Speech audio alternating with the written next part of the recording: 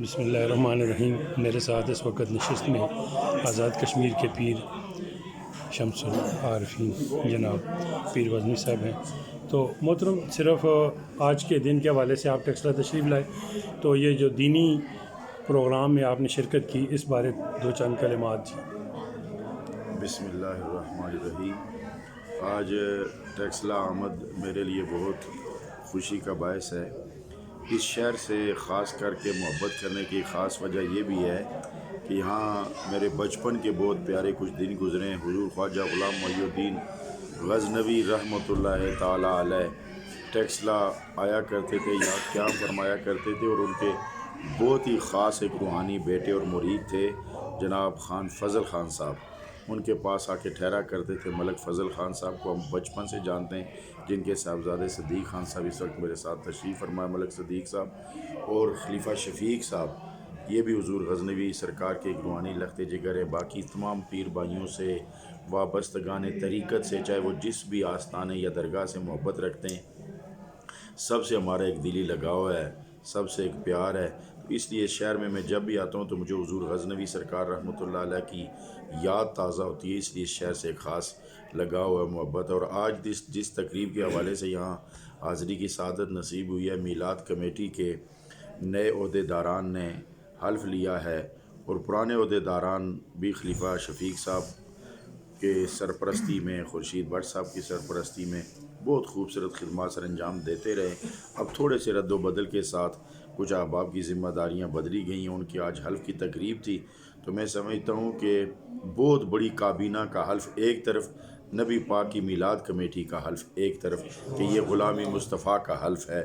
میں ان سب کو مبارکباد بھی پیش کرتا ہوں اور دعا بھی کرتا ہوں کہ اللہ رب العزت انہیں اس سلسلے میں زیادہ سے زیادہ بہتر طریقے سے محبت رسول کا پیغام پھیلانے کے اللہ انہیں مواقع بھی عطا فرمائے، ہمت بھی عطا فرمائے۔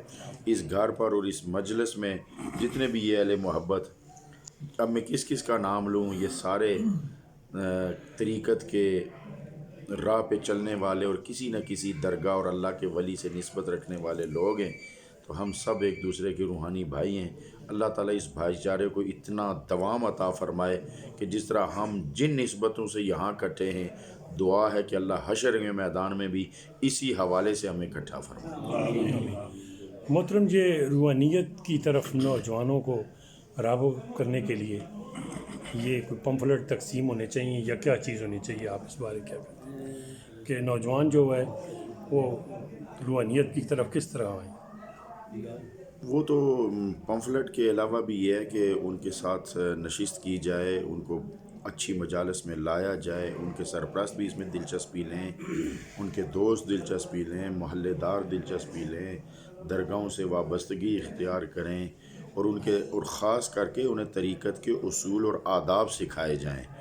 اس طریقت کو رسم نہ بنایا جائے بلکہ طریقت کی حقیقت سے لوگوں کو آشنا کیا جائے اور نوجوانوں کو اس طرف مائل کیا جائے۔ ویسے بھی اس طرف ہر فرد کا مائل ہونا ضروری اس لیے ہے کہ یہ دین صرف اجسام کا دین نہیں ہے۔ اس دین کا سب سے بڑا کمال یہ ہے کہ اجسام و ارواح کا دین ہے۔ تو اجسام و ارواح جب یکجا ہو کر ان میں ایک طہارت، پاکیزگی اور لطافت آتی ہے، تب جا کے قرب کے لذت اور قرب کے جلوے برداشت ہو سکتے ہیں۔ نہ تنہا جسم ان جلووں کو برداشت کر سکتا ہے، اور نہ تنہا اگر روح مستفید ہو رہی ہو تو اس کا بھی فائدہ نہیں جب تک اس کے اثرات جسم پر مرتب نہ ہوں۔ اللہ رب العزت ہمیں ہمت اور توفیق عطا فرمائے۔ اور اس سلسلے میں درگاہوں کا بھی بنیادی رول ہونا چاہیے۔ درگاہوں اور آستانوں سے بھی پیغام محبت پھیلنا چاہیے، جس کا اب کچھ فقدان محسوس ہو رہا ہے۔ تو ہمارے ٹیکسلے میں پچھلے دنوں ایک نوجوان 24 گھنٹے پب جی کھیلتا رہا، آخر اس کی دماغ کی شریان پھٹ گئی اور اس کی ڈیتھ ہو گئی۔ تو یہ کیا سلسلہ ہے جی؟ اس سلسلے میں ذمہ داری والدین، سرپرست اور حکومت کی بھی بنتی ہے۔ پب جی کو کیوں کھیلنے دیا جا رہا ہے؟ آخر یہ نیٹ پہ کیوں آ رہی ہے؟ کسی کی اجازت سے آ رہی ہے نا، تو ان چیزوں کی اجازت نہیں ہونی چاہیے۔ یہ تو حکومت کی بھی ذمہ داری بنتی ہے، مگر یہ کیا کریں، یہ تو غیروں کے ہاتھوں میں کھیلتے ہیں، تو اس لیے یہ مجبوریاں بن جاتی ہیں۔ روحانیت جو ہے یہ جسے طریقت کا نام دیا جاتا ہے، یہ شریعت سے کہاں ملاپ کرتی ہے؟ یہ کہانی یہ ہر جگہ شریعت سے ملاپ کرتی ہے. طریقت شریعت کے ماتحت چلتی ہے. طریقت ایک چیز بڑی واضح طور پر میں عرض کر دوں کہ کوئی ایسی طریقت کہیں موجود نہیں ہے جس کا شریعت سے تعلق نہ ہو، بلکہ شریعت کو غلبہ ہے طریقت پر. شریعت کے ماتحت ہوتی ہے طریقت، اور طریقت جو ہے وہ شریعت کے ماتحت ہو کر یہ عروج کا ذریعہ اور سبب بنتی ہے. شریعت کی حقیقتوں سے آشنا ہونے کے لیے طریقت ضروری ہوتی ہے. علامہ آپ جس سرزمین پر بیٹھے ہیں یہاں عذابوں کی زمین اسے کہا گیا ہے، تو یہ کیوں ایسی چیزیں وہاں گزشتہ قوموں میں آئیں؟ نہیں، عذابوں کی زمین تو نہیں کہا جا سکتا کسی بھی زمین کے ٹکڑے کو، اس لیے کہ یہ وہ دھرتی ہے کہ جس پر کبھی نماز نہیں پڑھی جاتی تھی، اقوام اپنے مسلح ساتھ لے کے پھرتی تھیں. یہ سرکار کی آمد کا صدقہ ہے کہ سرکار کے قدم اس زمین پر لگے تو زمین کو پاک کر دیا گیا ہے. سرکار کی آمد کا سب سے بڑا فیضان یہ ہے کہ یہ زمین اب عذابوں کی زمین نہیں رہی، یہ برکتوں اور رحمتوں کی زمین رہی ہے. کردار عذاب والے ہو سکتے، زمین عذاب والی نہیں ہو سکتی. موجودہ حالات میں سیاسی پارٹیوں کو کوئی پیغام دینا چاہیں جی؟ میرا سیاسی پارٹیوں کے لیے ایک ہی پیغام ہے، اللہ انہیں ہدایت دے. ہدایت ہے. اور عمران خان کے لیے کوئی خصوصی پیغام؟ عمران خان کے لیے یہی پیغام ہے کہ وہ زیادہ سے زیادہ کوشش کریں کہ اس ملک میں دین کا غلبہ ہو، دینی رنگ غالب ہو، اغیار کا رنگ نہ غالب ہو. ریاست مدینہ کے حوالے سے میں ان کو یہی پیغام دوں گا کہ ریاست مدینہ یہ تبھی بنے گی جب یہاں محبت رسول کا پیغام عام ہوگا، اولیاء کرام کی محبت کا پیغام عام ہوگا، اور لفظی تسلیوں اور تشفیوں کے بجائے عملی صورت جب میدان میں نظر آئے گی تو پھر اللہ رب العزت اس حکومت کو کامیابی عطا فرمائے گا. کامیابی کا ایک ہی ذریعہ ہے کہ نبی پاک کے ساتھ وفا کی جائے. ہمارا کسی سے کوئی اختلاف نہیں، جو نبی پاک کا وفادار ہوگا وہ ہمارا ایک نعرہ ہے، نبی کا جو غلام ہے ہمارا وہ امام ہے. مولانا اس دور کو فتنے کا دور کہا جا رہا ہے، اور آپ کوئی ایسی تصویرات بتا سکتے ہیں جیسے گھر کی خواتین بھی پڑھیں، لڑکے بھی پڑھیں، اور جو آپ کے جملہ مریدین ہیں وہ بھی پڑھیں؟ نہیں، عرض یہ کروں گا کہ دور کوئی بھی فتنے کا نہیں ہوتا. زمانے کو تو برا کہنے سے منع کیا گیا ہے، لوگ آوارگی کا شکار ہو گئے. اس کی وجہ یہ ہے کہ مادیت پرستی بڑھ رہی ہے، اور مادیت پرستی کی بڑھنے کی وجہ یہ ہے کہ مسلمان قوم دنیا کی واحد قوم ہے کہ جس کی مخالفت روئے زمین پر سب سے زیادہ کی جا رہی ہے. اکثر یعنی ہر مذہب کے لوگ، ہر طرح کے لوگ، ان کی یہ کوشش ہوتی ہے کہ مسلمان روبہ زوال ہو.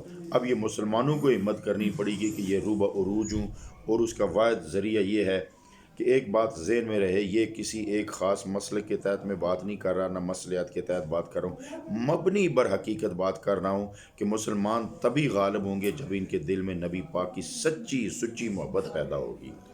اور عمل کی ایک ہی بات ہے کہ میں تو جو جن چیزوں کو اہمیت دیتا ہوں، سب سے پہلا وظیفہ 5 وقت کی نماز ہے، دوسرا وظیفہ قرآن کی تلاوت ہے، تیسرا وظیفہ استغفار ہے، چوتھا وظیفہ کثرت کے ساتھ درود پاک ہے. سبحان اللہ. آپ کی آئیڈیل شخصیت روحانیت میں کون ہے؟ میری آئیڈیل شخصیت روحانیت میں کسی ایک کا انتخاب نہیں کر سکتا، کیونکہ جس پر بھی نظریں جماؤ وہی عظیم ہستی نظر آتی ہے، وہیں پہ عظمت نظر آتی ہے، وہیں پہ وقار نظر آتا ہے. لہٰذا کسی ایک ہستی نہیں، بلکہ یہ روحانیت کا یہی تو کمال ہے کہ شیخ سب سے پہلے یہی سبق دیتا ہے کہ جہاں سے خیر ملے وہاں سے سمیٹو. آپ کی زمین میں شاعری کی خوشبو بھی ہے، تو اس حوالے سے آپ کی اپنی کوئی طبع آزمائی ہے، یا علمی طور پر آپ کے ابھی تک مزید کاوش ہے کتابوں کے حوالے سے لکھنے سے؟ ہمارا سلسلہ واز جاری ہے، شعر و شاعری نہیں کی ہے، دلچسپی ضرور ہے.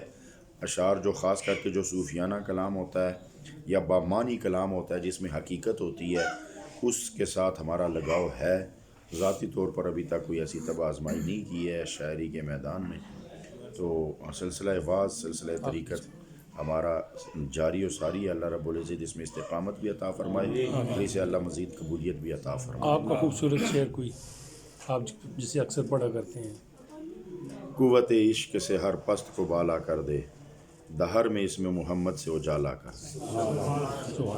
جناب آپ ان سے انشاءاللہ پھر نشست ہوتے رہیے. آپ کو بہت